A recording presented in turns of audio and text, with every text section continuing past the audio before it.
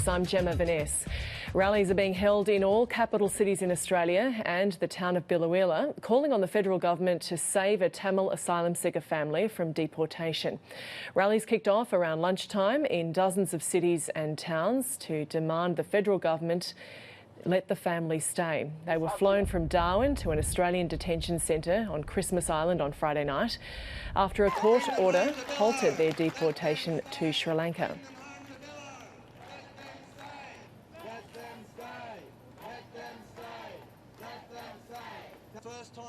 Reporter Elias is at the protests in Melbourne, and he was joined by Greens leader Richard Natale.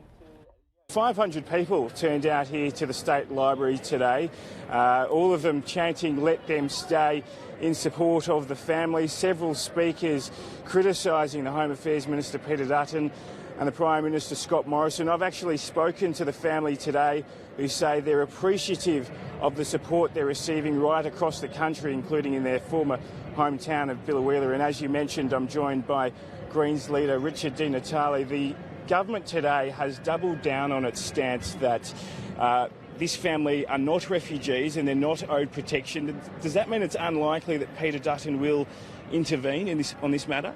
Well, Peter Dutton has the capacity to intervene. He's got ministerial discretion. And I mean, think about it. Today's Father's Day. It's a day that families come together and celebrate the love that we have for our children and our parents. It's a day for recognising what's really important in life. And we've got a family right now locked up on Christmas Island, traumatised, brutalised. This is a family, young family in a country like Australia, rounded up in the dead of night, put onto an aeroplane. The courts say, no, we're not going to let you do that. And the response from Peter Dutton is to send this family who've committed no crime, a family who were in Sri Lanka at the time of a brutal civil war, who have witnessed horrific things. Now, we can make an argument, and certainly the department's made an argument, that they don't satisfy the technical definition of being a refugee, but the Act allows for the Minister to intervene. And this is two people welcomed with open arms into the regional community of Biloela, shown love by that community, made a contribution there. Kids who were born in Australia who know nothing else other than Australia. This is, for them, their country.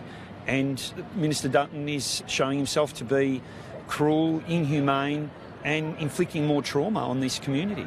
You said at a press conference today that the Minister is actually getting pleasure out of this. Do you really mean that? Do you actually think he's enjoying all of this? Well, what I said was I don't understand why the Minister's doing it. I mean, there's no question that this won't do anything to refugee policy.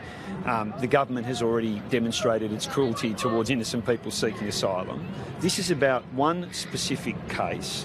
There's no reason for the government not to intervene here.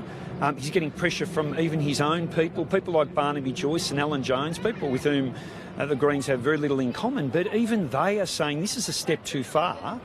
And Minister Dutton is basically deaf to their concerns and the concerns of many millions of Australians. And there are millions of Australians who are really disturbed by what this government is doing. This is, again, just think about this. A democracy like Australia, rounding up a young family, shoving them onto an aeroplane, and when the courts say, no, you can't do that, they send them off to Christmas Island where they're in prison. That's not what a decent country does. All right, thanks for your time. Gemma, as I said, the Home Affairs Minister, or the Home Affairs Department today, doubling down, saying that this family isn't owed protection, but many of the protesters here are hoping that the courts see it differently when it returns to the Federal Circuit Court here in Melbourne on Wednesday.